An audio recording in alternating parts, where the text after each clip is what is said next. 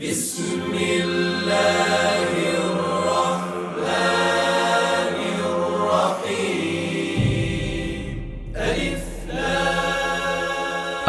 লাম র, এগুলো হচ্ছে একটি সুস্পষ্ট গ্রন্থের আয়াত।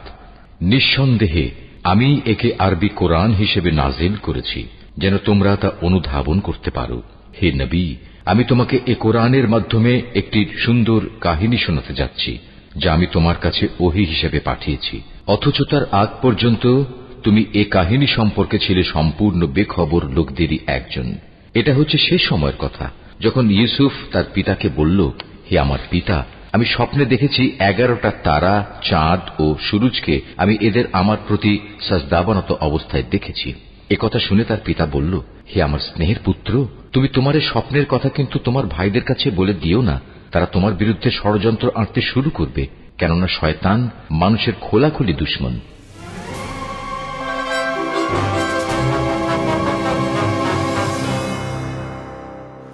খ্রিস্টপূর্ব 1160 অব্দে ব্যাবেল নামক দেশের দক্ষিণে ফাদ্দান আরাম নামক এক শহর ছিল।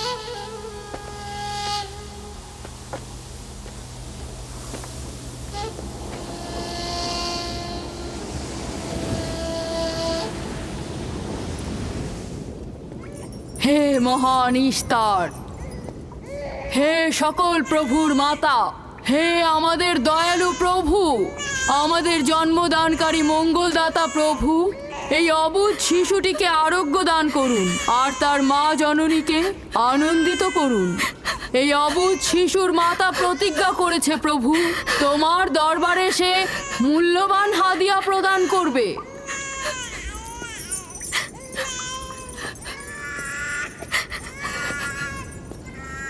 আমি মহান ইস্তারের কাছে প্রার্থনা করেছি যেন তিনি তোমার সন্তানকে জীবিত রাখেন। তুমি এখন তোমার সন্তানকে নিয়ে যেতে পারো। তুমি তোমার সন্তানকে ঠিক সেভাবে মানুষ করবে যেন সে বড় হয়ে নিজেকে ইস্তারের সেবায় বিলিয়ে দিতে পারে। আপনিও মহান ইস্তারের কাছে আমি অনেক কৃতজ্ঞ। মহান ইস্তারের ওপর রহমত বর্ষিত হোক। আপনার ওই ইস্তারের মেহেরবানিতে আমার মৃত সন্তান জীবিত অবস্থায় ফিরে এসেছে। ইস্তার মহান, তার ওপর রহমত বর্ষিত হোক। ইস্তার মহান, তার ওপর রহমত বর্ষিত হোক। মহান ইস্তার, তার ওপর রহমত বর্ষিত হোক। ইস্তার মহান, ইস্তার মহান, তার ওপর রহমত বর্ষিত। এই বাচ্চাটির মতো আমাদের সন্তানও নিশ্চয়ই সেরে উঠবে, তাই না? ইস্তার খোদা দয়ালু ও শক্তিশালী, তিনি নিশ্চয়ই আমাদের বাচ্চাকে সাফা দেবেন। হ্যাঁ, আমারও তাই মনে হয়। চলো যাই। তোমাদের এ কি হলো?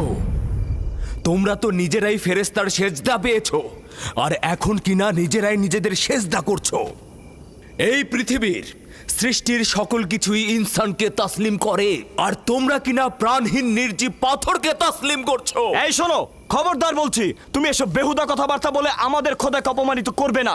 আমি এই কথাগুলো নিজে থেকে বলছি না, আমি খোদা কর্তৃক প্রেরিত কথাগুলো এই কিতাব থেকে বলছি। এটি হচ্ছে আসমানি সহি কিতাব, যা আমার দাদা ইব্রাহিম নবীর উপর নাজিল হয়েছিল। আমি তার দিনের অনুসারী এবং এই কিতাবের প্রচলন ও দাওয়াত প্রদানকারী। নিজে থেকে কিছু বলছি না। ওই আসমানি কিতাবে কি লেখা আছে আমাদের খোদাদেরকে অপমানিত করতে হবে? আমি অপমান করছি না, শুধু প্রশ্ন করছি। যদি জেনে থাকো তাহলে উত্তর দাও, আর যদি না জেনে থাকো তাহলে স্বীকার করো। তোমাদের জিজ্ঞাসা করছি, ওই মন্দিরে রাখা ইশতারের মূর্তিগুলো কি তোমাদের প্রভু, নাকি তোমাদের তৈরি বস্তু? ইশতার তোমাদের উপর প্রভাব বিস্তার করে নাকি তোমরা ইশতারের উপর? ইশতার তোমাদেরকে শাসন করে নাকি তোমরা ইশতারকে? পাথরের তৈরি ইস্তার যদি দুর্বল ও অক্ষম হয়ে থাকে, তবে কি করে আমাদের বাচ্চাদেরকে সাফা দেয়? সত্যি কথা, আমরাও দেখেছি। হ্যাঁ, তার হাকিকাত আছে। ইশতার তার সন্তানকে সাফা দিয়েছে, আমি দেখেছি। ওই প্রজ্ঞাবান যিনি তোমাদের আহাজারি শুনেছেন, তিনি তোমাদেরকে সাফা প্রদান করেছেন, না ইশতার। যদিও তোমরা খোদা ছাড়া প্রার্থনা করেছো আর তিনি ছাড়া তোমরা সাহায্য চেয়েছো, কিন্তু তিনি সকল কিছু সম্বন্ধে অবগত আছেন, তাই তোমাদের আহাজারিতে তার রহমত বর্ষিত হয়েছে, তোমাদেরকে সে সাহায্য করেছেন। সাধারণ দৃষ্টিতে তোমরা ইশতারকে দেখেছো, অন্তর্দৃষ্টিতে দেখোনি, তাই মূল সাফা প্রদানকারকে চিনতে পারোনি। ইয়াকুবের কথার মূল অর্থটা আমি এখন বুঝতে পারছি। সে চাইছে যে আমরা আমাদের খোদাদেরকে বাদ দিয়ে তার খোদার ইবাদত করি। আমরা আমাদের খোদার অনেক কল্যাণকর কাজ দেখেছি, তোমার খোদার কি দেখছি? আমি তোমাদেরকে সকলের চাইতে ঊর্ধ্বে অবস্থিত খোদার দিকে আহ্বান করছি। তিনি সৃষ্টি সকল কিছুর চাইতে ঊর্ধ্বে। তাই নাকি? কি করে বুঝবো তোমার খোদা অন্যান্য সকল খোদার চাইতে ঊর্ধ্বে? তুমি আর তোমার খোদা ও ইস্তারের মন্দিরের ধর্মযাজকের মতো স্বর্ণরৌপ্য লুটে নিতে চাইছো না, তা কি করে বিশ্বাস করব? আমার বাস্তব অবস্থা হচ্ছে, আমি গভর্নর লাবানের নিয়োজিত রাখাল। আমার কোনো কিছুই নেই, আর কোনো কিছুর জন্য আমি কারো কাছে প্রতিদানও চাইনি। তোমরা কি আমাকে আমার কাজ অন্বেষণ আর রাখালি করা ছাড়া আর কিছু করতে দেখেছো? দেখেনি জন্য কি এখন আমাদের দেখতে হবে? তুমি হয়তো সুযোগের অভাবে ভালো আছো, নয়তো তুমিও কোনো অংশে কম যেতে না। তোমরা সবাই একই রকম। ধর্মকে তোমরা মুখোশ বানিয়ে নিজেদের আখের গুছিয়ে নাও, সহজ সরল মানুষদের ঠকিয়ে তাদের সম্পদের রাজা হও। তোমার কষ্ট বুঝতে পারছি। তোমার সন্তান মৃত্যুর কোলে ঢলে পড়েছে, অথচ কেউ তাকে সাহায্য করতে এগিয়ে আসেনি। না ইশতার জাদুকর, না ওই মন্দিরের খোদা ইশতার। তাই সকল খোদাকে দোষারোপ করার অধিকার হয়তো তোমার আছে। মন্দিরের অক্ষম ইস্তারের সঙ্গে আমার কোনো কাজ নেই। আমার কথা তোমার না দেখা প্রভুর সঙ্গে। আমরা অনেক ধৈর্য ধরেছি আর অনেক কষ্টও করেছি। এখন আর কোনো নতুন খোদাদের ধৈর্য ধরার মতো অবস্থা আমাদের নেই। আমাদের ধর্মযাজক আসছে, ফারাজ তার কথার শাস্তি পাবে। পালাও ফারিস, তুমি পালাও। ওইদিকে পালিয়েছে। ওইদিকে যাও, ওকে বন্দি করে নিয়ে এসো। দেখো যেন পালিয়ে না যায়। ওকে ছেড়ে দিন, যে ওকে করে মাফ হোক ওকে দিন, ধরে নিয়ে ফিরবে। ওকে ছেড়ে দিন, ওকে মাফ করে দিন।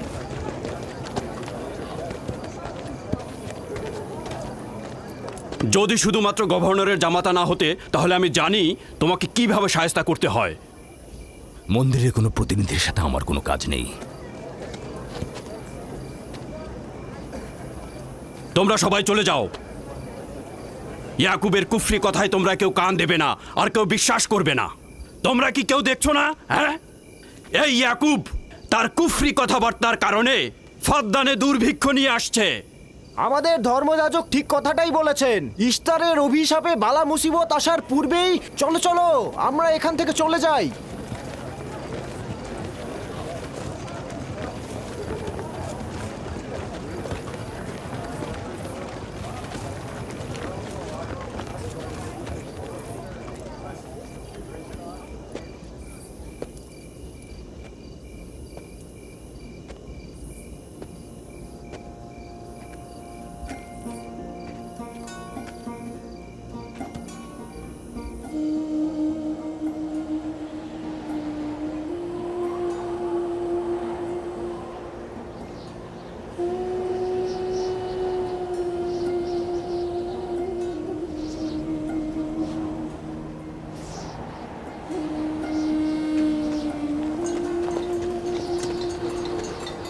যদি খুব শীঘ্রই বৃষ্টিপাত না হয়, তাহলে ফাদ্দানবাসীর সকল ফসল নষ্ট হয়ে যাবে। আশা করছি মহান খোদা অতি দ্রুতই বৃষ্টিপাত প্রদান করবেন। ওখানে কি হচ্ছে বাবা? এটা ফাদ্দানবাসীর প্রাচীন রীতিনীতি।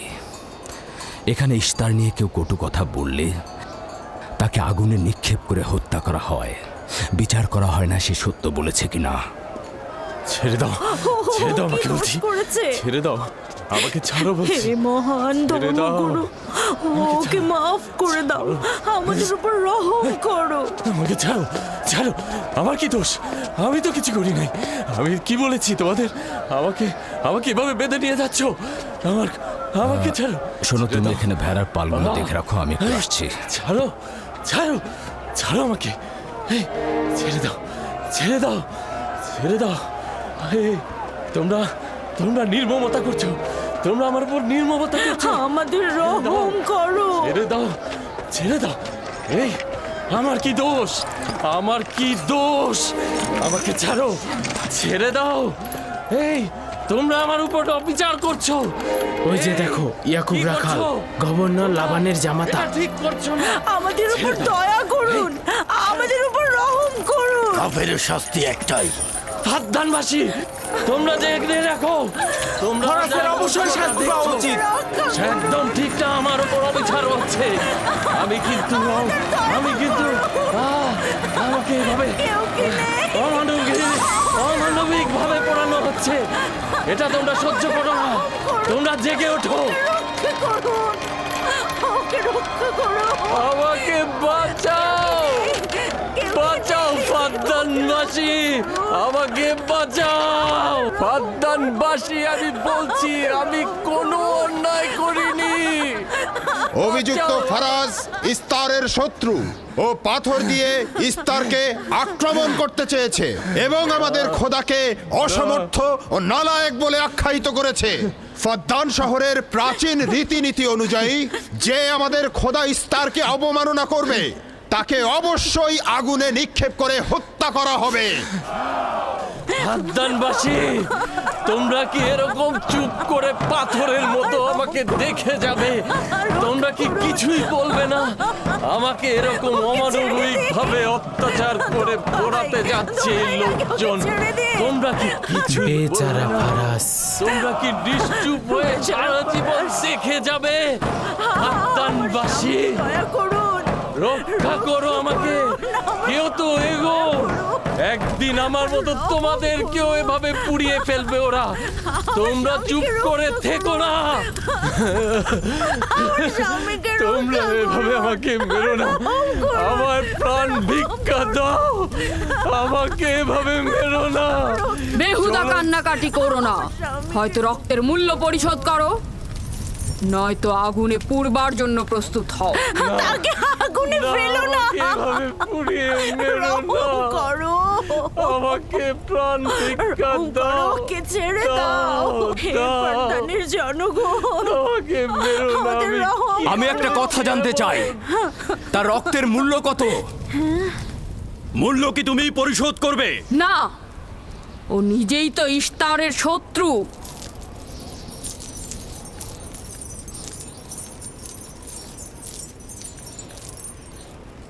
তুমি নিজেই তো ইস্তারের শত্রু প্রথমে তোমার নিজের রক্তের মূল্য পরিশোধ করো তাহলে আমাকে বন্দি করছো না কেন? বন্দি করো। অগ্নিপিণ্ডের মধ্যে নিক্ষিপ্ত হওয়া তো আমাদের বংশের প্রাচীন ঐতিহ্য। আমার দাদা ইব্রাহিম উনিও তো একবার নমরুদের আদেশে অগ্নিপিণ্ডের মধ্যে নিক্ষিপ্ত হয়েছিলেন। এখন পর্যন্ত তুমি যে গ্রেপ্তার হওনি তার কারণ তুমি হচ্ছ গভর্নরের ভাগিনা। তার অর্থ দাঁড়াচ্ছে এই যে আমার মামা গভর্নর লাবান ইস্তারের খোদাকে অবমাননা করতে পারে কোনো শাস্তি ছাড়াই। ওকে গ্রেপ্তার করো আর ওর দাদার মতো ওকেও আগুনে নিক্ষেপ করো।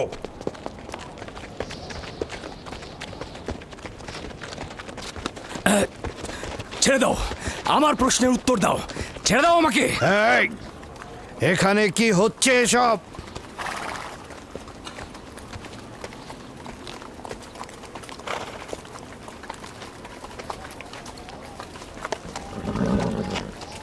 ওকে ছেড়ে দাও আর অভিযুক্তকারীকেও মুক্ত করো। ফারাসের অবশ্যই শাস্তি পাওয়া উচিত যখন ইয়াকুব জীবনের মূল্য পরিশোধ করতে চায় তখন তোমাদের কোনো অধিকার নেই ওকে শাস্তি দেবার।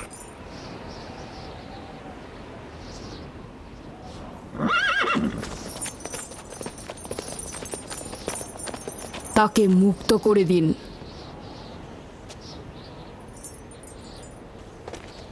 ইয়াকুব, তুমি অবশ্যই ফারাসের জীবনের মূল্য স্বরূপ 500 দিনার পরিশোধ করবে। হ্যাঁ, কোনো সমস্যা নেই, আমি এই অর্থ পরিশোধ করব।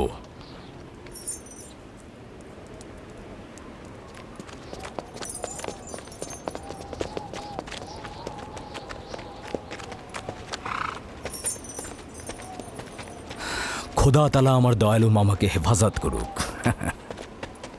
ইয়াকুব, আমি তোমাকে কতক্ষণ এরকম বিপদ থেকে বাঁচাতে চোখে চোখে রাখবো?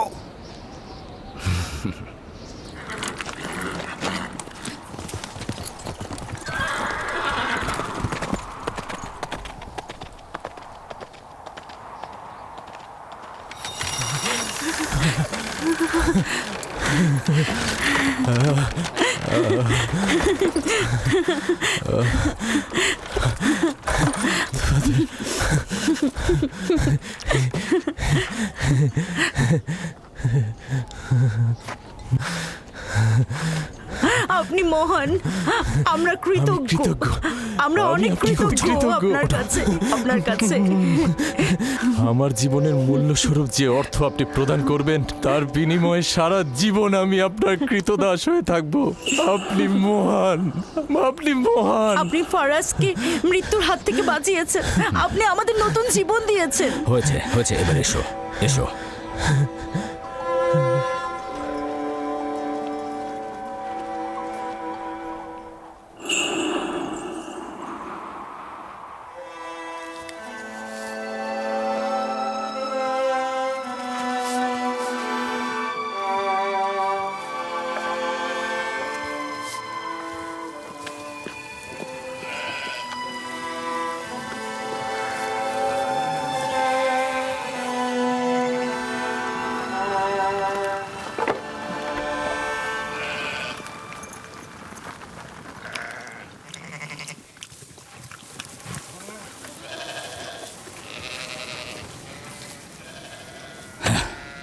লোকটি আসলেই খুব ভালো, আসার পর থেকে শুধু কাজই করে যাচ্ছে।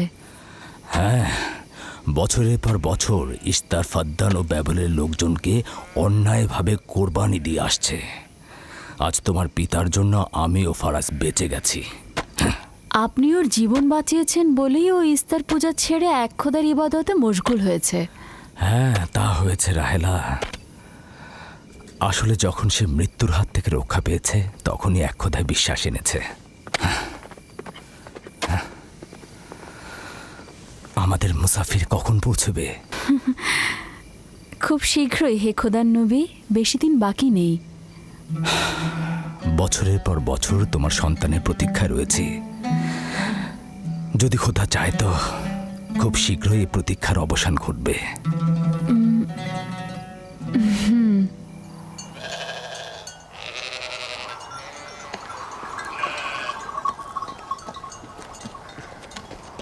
ইস্তেকদার, তোমার ও তোমার পরিবারকে সালাম। তোমার উপরও দরুদ বর্ষিত হোক ইয়াকুব রাখাল। হ্যাঁ, কৃতজ্ঞতা জ্ঞাপন করছি। মন্দিরে ইস্তারের জন্য খোরমা হাদিয়ে নিয়ে যাচ্ছ? প্রভুদেরকে তো অবশ্যই খুশি করতে হবে, তা না হলে তো এবছর বৃষ্টিপাত হবে না, তাই না? আমার কিন্তু মনে হয় মন্দিরের ইস্তারে চাইতে তোমাদের বেশি দরকার ওই খোরমা। তোমার কাজ হচ্ছে আমাদের খোদাকে অপমানিত করে আমাদেরকে রাগান্বিত করা, তাই তো? তোমরা কি নিশ্চিত যে ইস্তারের মন্দিরের ওই পাথরের মূর্তিগুলো সত্যিকার অর্থে বৃষ্টি বর্ষিত করতে পারবে? তোমার এসব কুফুরি কথাবার্তার কারণেই আমাদের মন্দিরের খোদা নাখোশ হয়েছে, আর এই কারণেই ফাদ্দানের আকাশে আজ মেঘ নেই। এই ইয়াকুব, ইস্তারের অবমাননা থেকে তুমি নিজেকে রক্ষা করো। চলে এসো, চলে এসো।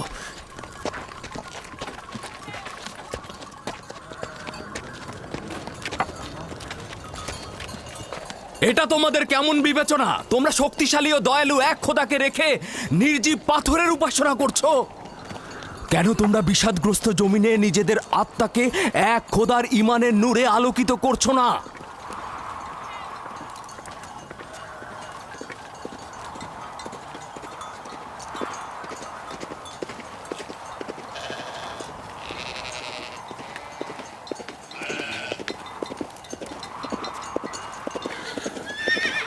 হে মহান ইস্তার ইলাহি, তোমার ফলপ্রসূ এই মন্দিরখানা তোমার শত্রুদের রক্ত দ্বারা পবিত্র করব। শুষ্ক মৌসুমকে এই অঞ্চল থেকে দূর করে দাও, তোমার রহমতের বৃষ্টি বর্ষণ করো। হে মহান ইস্তার ইলাহি, তোমার এই ফলপ্রসূ মন্দিরকে তোমার শত্রুদের রক্ত দ্বারা পবিত্র করব।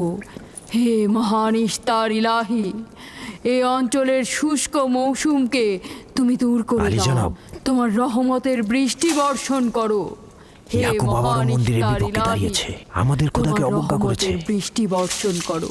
হে ইশতেকদারের সাথে মন্দিরে ঢোকার সময় কথা বলেছে। তোমার আমিও দূর রহমতের থেকে বৃষ্টি দেখেছি। বর্ষণ করো। হে মহান ইস্তার ইলাহি, তোমার ইয়াকুব হাত গুটিয়ে বসে থাকবে না। ধ্বংস করো, তোমার দুশমনদের ধ্বংস করো, আর ফারদানের জনগণের উপর রহমতের বৃষ্টি বর্ষণ করো।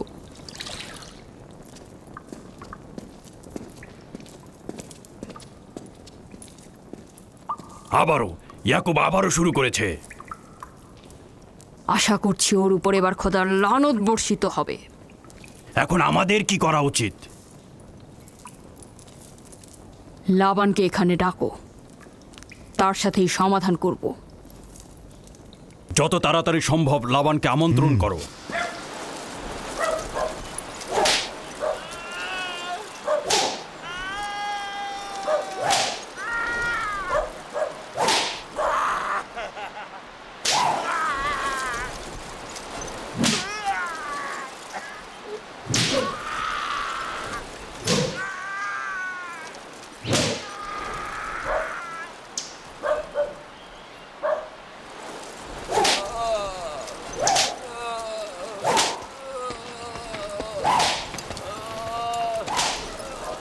জনাবে আলী, ইস্তার মন্দিরের মহান ধর্মগুরু আপনাকে সাক্ষাতের জন্য আমন্ত্রণ জানিয়েছেন। গুরুত্বপূর্ণ কিছু? হ্যাঁ জনাবে আলী। হ্যাঁ, এবার বন্ধ করো।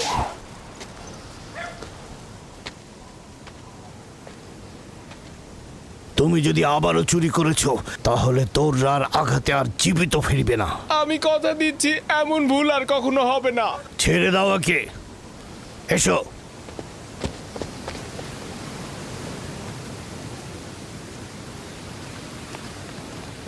প্রকৃতপক্ষে বিষয়টা আসলে আপনার জামাতা ইয়াকুবকে নিয়ে। ইয়াকুবের আমলনামা তার নিজের সঙ্গে সম্পৃক্ত। আমি উত্তরদাতা নই। না ঠিক আছে, কিন্তু ইয়াকুব তো ইস্তারকে অবজ্ঞা করে। এটা ধর্মগুরুদের কর্তব্য তার প্রশ্নের উত্তর দেওয়া। আর যদি উত্তর দিতে সক্ষম না হও, তাহলে কেন আমার শরণাপন্ন হও?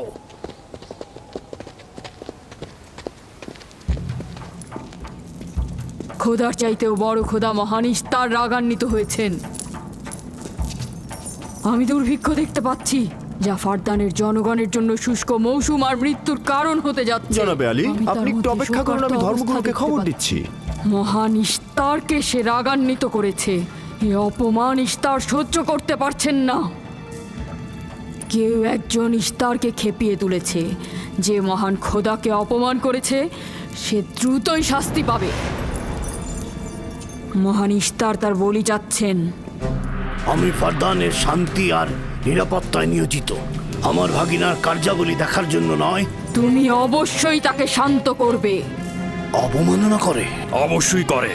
আমার মনে হয় আব্বা আপনি ভুল করছেন। সে অবমাননা করছে না, সত্য প্রচার করছে। আমার সন্তান বনি ইসরায়েলেরা কেন ক্ষমতা ও পেশি শক্তিকে মূল দণ্ড হিসেবে মনে করছে? আমি তো তাদেরকে পেশি শক্তি বা জোর করে চাপিয়ে দেওয়া কোনো কিছু শিক্ষা দেইনি। চিন্তা করো না, সব ঠিক হয়ে যাবে। খোদা মহান।